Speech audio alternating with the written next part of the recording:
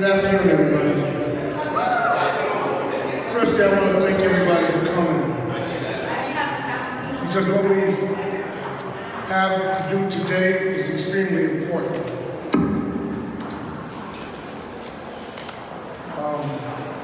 And if we look around our community, we can see how seriously important it is, bail on 32.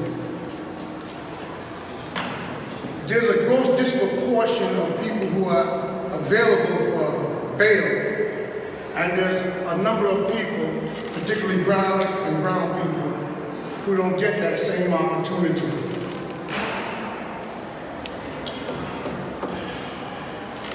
Bail on 32 is almost like the slave mentality where they invoke a bill or a law to keep certain people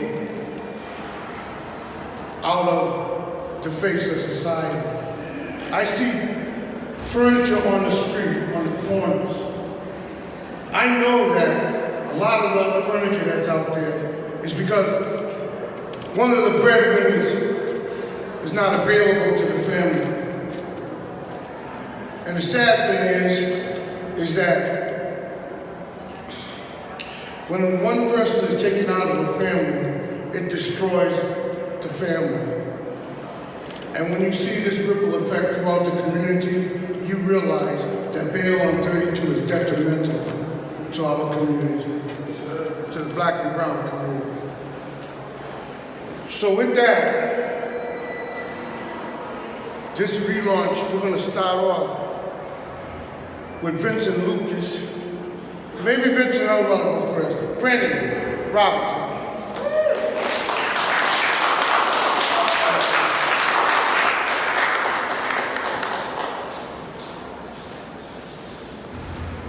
How you doing, everybody? I'd like to thank everybody for coming out today to support the launching of this bill. We hope that this year, 2025 is our year to get it passed. It's very important that we get this bill passed. A lot of people are dependent on it, especially guys on the inside and a lot of individuals that's been out here in the community. We had a meeting a couple weeks ago with the powers that be, who said that the reason why so many people in Rhode Island are on probation is because it allows them to be in the community and not have to be inside the prison system.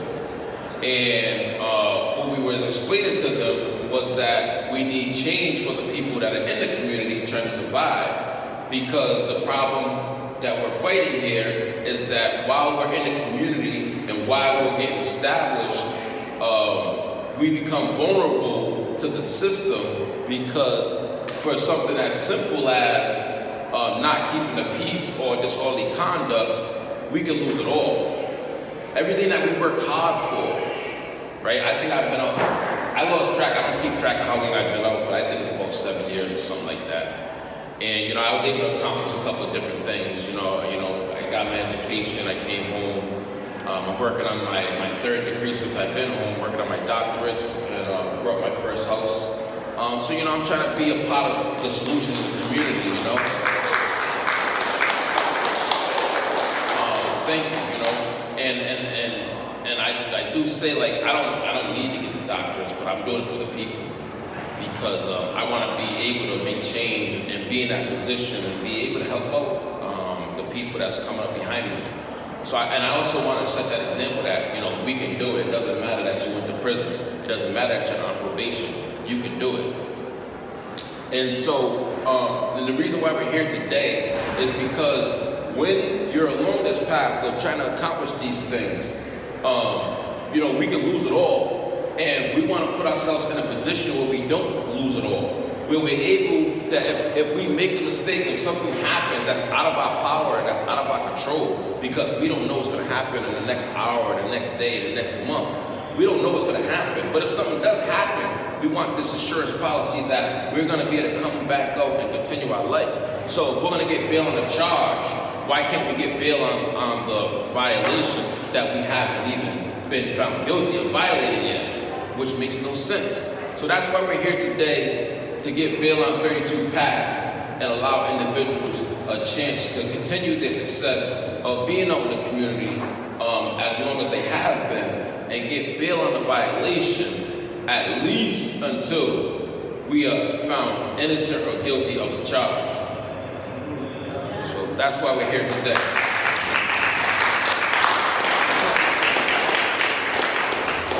Brandon is absolutely right.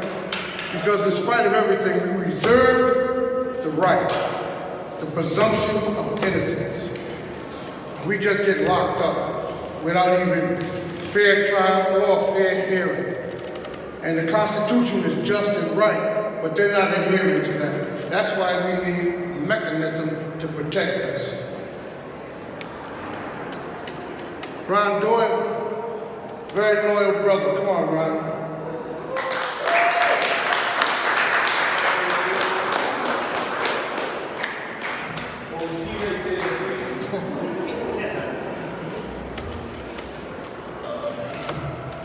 Forgive me. The reason I say for bail on 32, we definitely need, there's a lot of favoritism going on, some racism within this system, as well as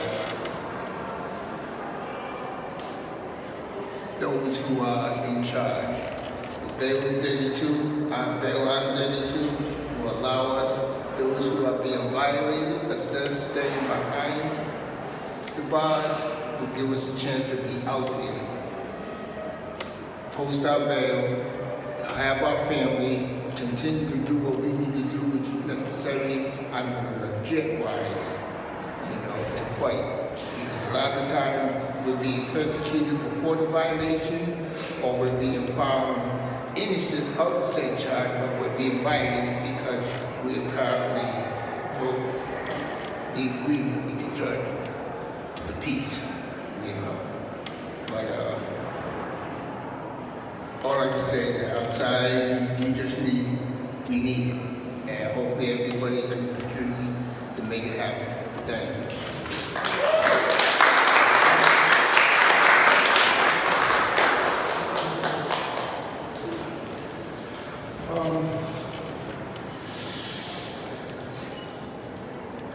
I guess Jackie, you're next.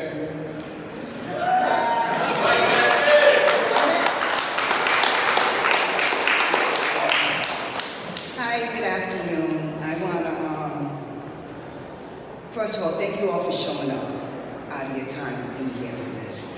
This is personal to me. I'm going to tell you a mother's story. As most parents, we raise our children to be better than us. As a single black mother, I decided that I was not going to raise statistics. I stayed on my sons. I'm formally convicted, and I knew that was not the path that I was going to allow them to go down if I had to drag them kicking and screaming. So my son got arrested for possession of marijuana, and he got probation. And we were going to ride out that probation, and he was going to go on with his life, and I was going to make sure of that. He was a senior in college to get his associate's degree, and this is in February. And we were having a family gathering, and it got loud, as family gatherings can. It happened to be an unusually warm day in February. I remember it like it was yesterday. So we pulled out the grill, and we had cousins over, and we were celebrating my daughter's birthday, it's February 26th. We was, just family having a good time. The police were called, and when they came right into the back of the house where we were all gathered, and there's a group of young men over there playing dice. We're on private property. No drugs were there or anything. They asked for ID to be shown. People showing their ID. Well, because my son was on probation, and that was considered disturbing the peace, they took my child to jail. They violated him before that charge was even taken care of. So now he's sitting in intake, this overly protected 21-year-old in intake, waiting to go to trial for this other thing, not even trial, just waiting for this other charge to be taken care of.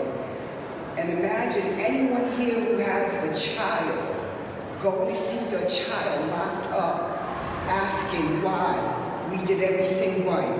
Why is this unfair? Why is this happening? Trying to hold it together because as a young man, he understands he can't show any weakness. Long story short, he didn't take his finals. He didn't graduate with his class because he was not brought back in those 10 days' time that he's supposed to. The story has a good ending. He's a great kid, got a great job, great career. But the thing is, he would have been able to fulfill his dreams of going and walking.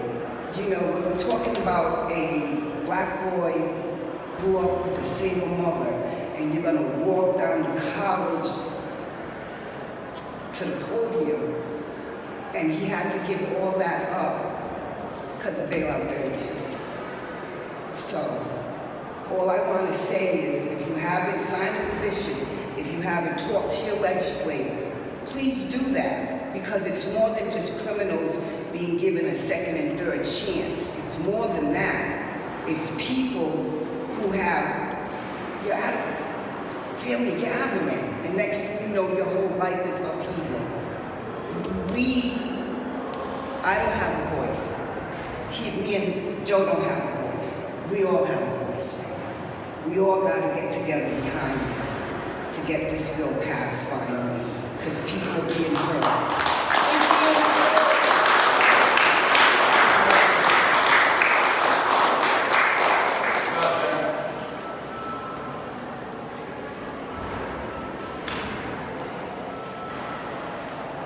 Jackie voicing the hurt that most parents have. But the technology comes when they lock your son up for, they say 10 days, 10 business days, or 10 court days, but yet it's a cycle until he gets weakened and they offer him some garbage and he takes it. And that's where the technology and unfairness is.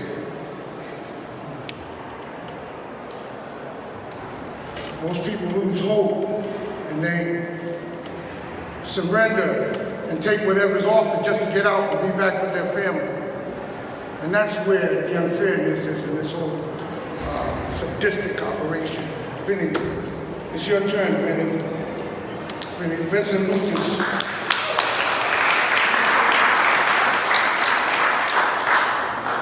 Hey guys, I don't come out much to the meetings except for on Wednesday nights. There's a lot of disabilities I have. They stem back to the prison system and the health care that I got in there. And I have to live with that these days. But sometimes Mel will ask me, can you come do and just tell your story? And I'll come out and I'll say what I'm able to at the moment. And about 32, I can relate in the same way. I'm 18 years old. I took what was offered to me to go home after 2 months for an entrapment charge, and I ended up with a 10-year probation. And next thing you know, I just kept taking, charges. I was doing the wrong thing, but I got painted. I did it myself. I enjoyed people. I enjoyed the lifestyle of weed selling when I was a kid. I know I gotta live with it now, but back then, in the 90s, I enjoyed it, and I got in trouble, but it was minor stuff. But I got major time for dime bags of weed or a couple ounces of weed, things like that.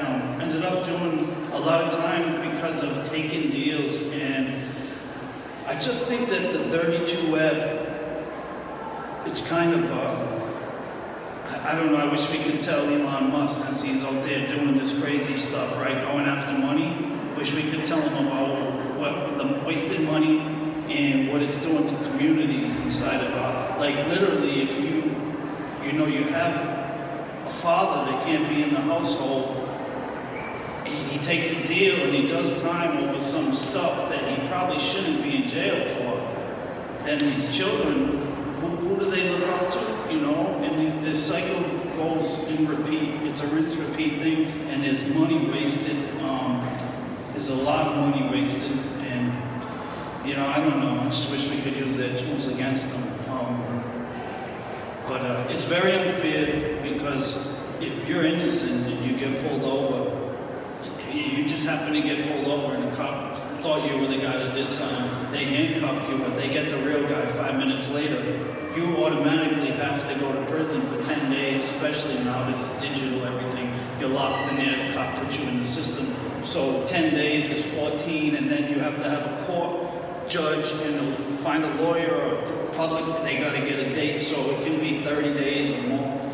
What happens when you don't pick your son up down the street at school and you didn't do nothing? You know, it's very scary, and it stopped my dreams. I went and trained to be a peer recovery specialist, and I started having a lot of fear because when I was working at the homeless shelter, I just got a really big heart. I ended up helping people like a lot, and I was afraid of wanting to take these people to other homeless shelters, and I know a lot of drugs in there, and I did almost 7 years in jail for drugs, and I mean, you know, you tell on people it's a mortal sin, so I would just go down, and I know it, so if you know, it's hard for me, I wouldn't even put them in that situation, even if I'm giving them a ride, so I just let the fear get in my head, and I got painted into thinking that I can't do that job. Now I'm working at 16 bucks an hour parking cars, but you know, 32F plays a big role in it because maybe, just maybe, if I was arrested and I was given bail the next morning, I could make it home. You know, it might be one day when my son could be, you know, with my parents, but it's never one day with the 32F. So, you know, it's a lot of stuff on my mind. So I just wanted to come out and talk about it. Thank you, guys.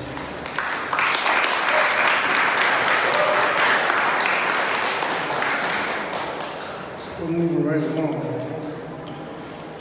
Is Ed here? Oh, there he is. There he is.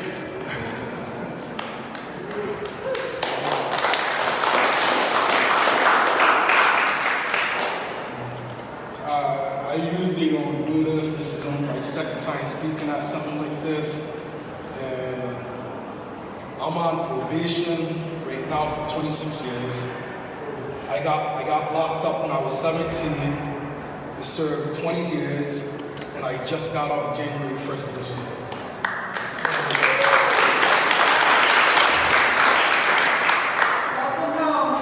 And now that I'm out, as an adult, I'm trying to do things with my life. Like, I got plans on starting a business. I finally got back into CCRI. Trying to do good things with myself now instead of going back to prison for stupid stuff. And this 32F just makes me a victim if I decide to go to like a bar or something and something on the other side of the bar breaks out. When the cops come, if they decide to ID me, I'm on probation. Even though I don't do nothing, I would still get violated because I shouldn't be around it. And they consider that not keeping the peace. And that would put me back in the cycle of going back to prison. Even if I beat the charge, I'll still get convicted and found guilty of violation when I did nothing wrong. So that makes no sense to me. So that's why I'm in support of this 32, getting rid of this 32F. And I just feel better things have to happen. And I don't know, that's my story. It's all right, stick to it.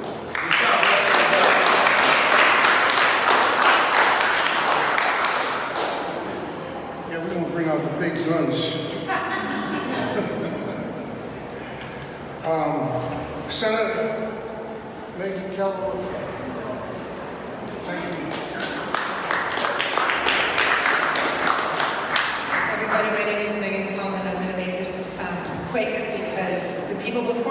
have spoken about why we need this bill. I'm very sorry that we're here because this is the 5th year in a row that we are here trying to pass this bill. My hope is that this will be the last year.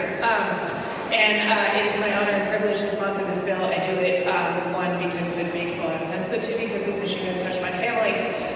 Probation has touched my family. And 32F is a violation of the basic foundational principle of the presumption of innocence in this state. And we're not going to stop until we get where we need to go with this bill. So you have my word on that.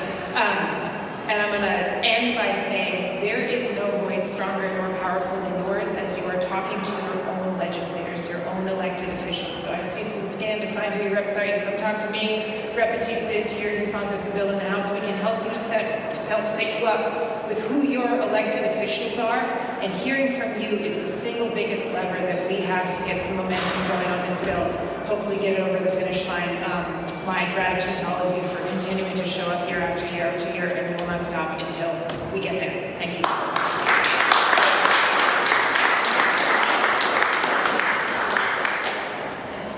I'm wearing this shirt, but where's T-Will?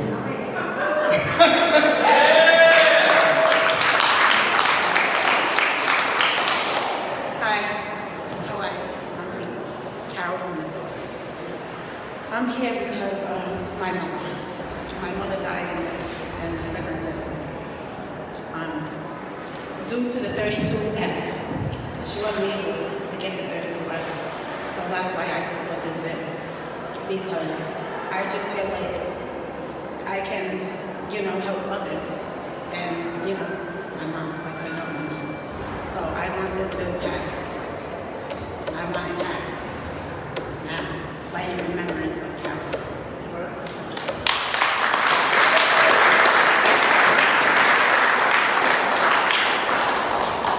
The sad thing about this particular case is inadequate medical treatment. And that is reflected in the lives that we lost in the past year. And the numbers continue to climb. I got a big gun over here.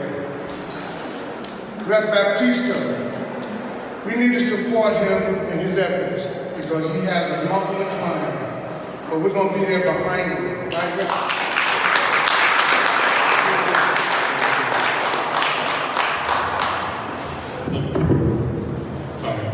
Good afternoon, everybody. First and foremost, thank you. Thank you for being here. Thank you for advocating. Thank you for telling us your stories. A lot of the outcome of the current 32F system, probation bail system, results in tragedies, crisis moments, individuals being ripped out of families and communities, young moms and young dads, and that all of you are survivors of that system and are willing to be here and stand up and retell your story. I thank you. Because the only way we're going to change the system is by confronting it, by acknowledging that something is broken, and it's hard not to acknowledge that something is broken when you've had a chance to meet with the community. There's a lot of things I can complain about in terms of being in elected office, but it's good news, that's not what we're here to do today. But I do think about, in all those moments that are difficult, I think about the moments in which I've been proudest as a representative. And those have been the late nights, Wednesday, Thursday nights, after session, after a day in court, when you're thinking about what you're gonna have to dinner or maybe what time the Celtics are on. And I got a chance to join places like that and go around the table and listen to young people talk about their stories and their futures and their dreams and their hopes and how they have survived this tragedy, this interruption. That's what 32F does. That's what holding somebody without bail does. See, I grew up in South Providence, still live in South Providence. I have the honor of representing South Providence. And in order to have this conversation, I think it's important to be honest.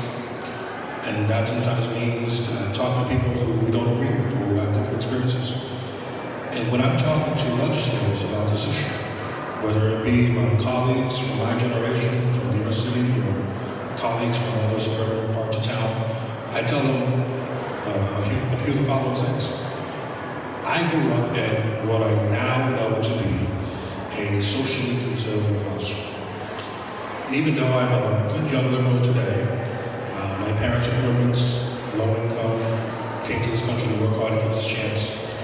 But we grew up in a house where, literally, my parents would say something like, well, if that individual is wearing handcuffs, they must have done something to deserve wearing those handcuffs. Look at me. I'm not doing anything wrong. There's no handcuffs on me. And for the majority of my youth, I felt the same way. That's the house that I was raised in, right? People who don't do things wrong don't go around getting arrested. And then I got to law school. And I got to intern for the public defender's office at Fall River. And I started to see a pattern in these police reports. And the police report saying one thing, and me talking to my client and hearing something else. And I realized, in summary, how much power the police actually have. We don't think about it because it doesn't affect us, but if the police say X, Y, and Z, now you put your hand in your pocket too fast, now you look suspicious, now you did anything other than say yes sir, yes ma'am, that's cause for arrest. Now, I thank God I've never been arrested. I can't stand here and tell you that I know what it's like. But I can tell you that I know how easy it is. In May of this year, I will be lucky enough to turn 10. Not 10 years old as a person, but 10 years old as an attorney. And the entirety of my 10 years have been dedicated to the practice and the improvement of the criminal justice system. I practice in our courts here in Rhode Island. When we speak about this issue, we're talking about it with experience. We're talking about it with facts. We're talking about it with the impact that it has on families. Holding someone without bail means that even if that person has $1 billion, hell, $1 trillion, they're not getting out of prison. That is a drastic remedy. That's not for everybody. Much less someone who is simply accused of a new crime. You see, I'm empathetic with people. I understand. We are all human beings, we all make mistakes, we all have values and beliefs and prejudices. What I'm trying to communicate with people when we talk about discipline and passing this important legislation is that we have to confront ourselves. And when we learn that the United States of America, home of the free, the land of the brave, is the worldwide leader in incarceration, we have to ask ourselves why. It's not an accident whether we're doing it carelessly by neglect or intentionally by choice. We are leading the world in incarcerated people. And oh, by the way, a particular kind of people. Poor people. People who, more often than not, are from communities like mine, who have skin colors like mine. Don't get me wrong. As a public defender, I've represented brothers and sisters from all across the state. Barrington, Bristol, there's poor people in Barrington too. Woonsocket, Westerly, Westport, white people, black people, everybody. That it falls unevenly, disproportionately on our shoulders is true. And so I leave you with a couple of thoughts in thinking that this is hard. Accomplishing change this important is hard. But when I was in law school, beginning to scratch the surface and understanding how unfair the system could be, I had a moment. At a moment where I said to myself, I used to wonder, what would it have been like to be a child of the 60s and to go to the sit-ins and the protests and the marches and to go, as John Lewis did, into a march knowing that you were right, that your community was wronged, and that you were going to face violence. Think about that. You were right about the law, about what you deserve, about the Constitution. Your community has been wronged, and yet, in saying those two things, you're going to be met with violence. I used to ask myself, what would it have been like to walk into a diner knowing that I wasn't welcome, and to choose to do it anyway so that maybe one day all is well? We may no longer live those specific circumstances. Luckily, literal segregation is not the law anymore, but those metaphors still exist. Today, we're not walking into darkness. We're walking into courtrooms. Courtrooms where it is an act of radicalism to stand up for a client. I'm not interested in pointing the finger at individuals or labeling people good or bad or racist or not. I've met remarkable people who are judges and prosecutors. I've also met people who are not as remarkable. The problem is not with either or. The problem is with the system, with the rules, with the words. And that's what this bill is going to do. It's going to change the words on paper so that no matter who comes in the door, a good judge or a bad judge or a fair judge or one from South Providence or etc., that the rules are the same. Sometimes some of the bills that some of the legislation we get the biggest activity for is for legislation that has to do with guns. Second Amendment. This building is full of people year after year protesting their rights, asserting their rights, and good for them for doing so. But what I ask a lot of those people, I'm not picking on them, I'm giving an example of advocacy and some of the most popular fights we have here. But when we talk about those bills that night and how important the Second Amendment is, I raise my hand and I ask, did you continue to read after the Second Amendment when you were reading the Constitution? I agree with you that the Second Amendment is immensely important, but there's a Fourth Amendment that protects us from being searched and seized. So when the government, aka the police, put their hands on your person, stop your car, search your car, touch your belongings without due process of law, that's wrong. That's just as wrong as what we're protesting for the other night. There's a Fifth Amendment that talks about due process. So when you're accused of a crime or incarcerated without actually breaking the elements, without meeting the elements, when your liberty is deprived, that's wrong. We have a Sixth Amendment that gives you the right to an attorney, the right to be legally informed before your liberty is taken away. None of these amendments are completely protected or preserved. In order for them to full their full fruition, in order for them to come true, we need legislation like this one. So this literally is our civil rights battle today.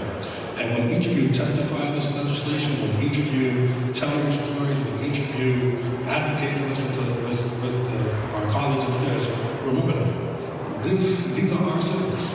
These are our moments. When I went to Roger Williams Middle School, the entire graduation was filled with students who looked like me. Doing the R's and the S's and the T's at graduation took up the whole time. Ramirez, Rodriguez, Sanchez, etc. But when I went to Roger Williams Law School, the group didn't look like me. Changing this bill will change that in the long run. Thank you so much.